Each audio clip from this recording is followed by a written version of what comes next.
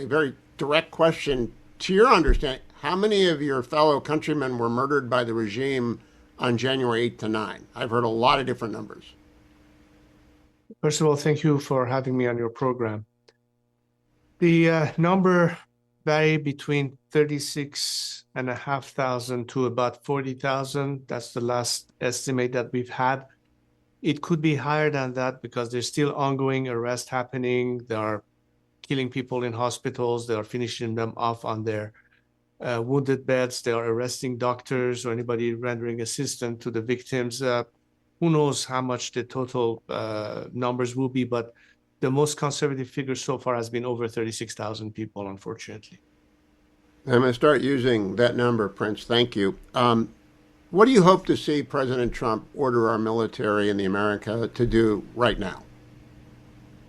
Look, when you are fighting an occupying force that has taken a whole country hostage and people are on the streets unarmed as civilians demanding liberation from this tyranny and hoping for freedom, and at the time that they're being shot on the streets by military machine guns and basically war instruments, this is no longer a fair fight. This is a genocide in the making.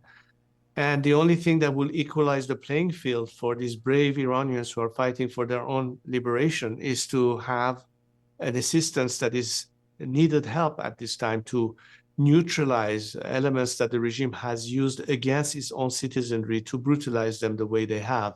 And this means targeting the regime's top apparatus of repression, which is, of course, the IRGC and many other elements that are associated with that repression. And only a military intervention at this point could level the playing field. This is the reason why the Iranian people have been anxiously awaiting the action that the president has promised he will do in support of the Iranian people, that help will arrive. Just hang in there, and they have.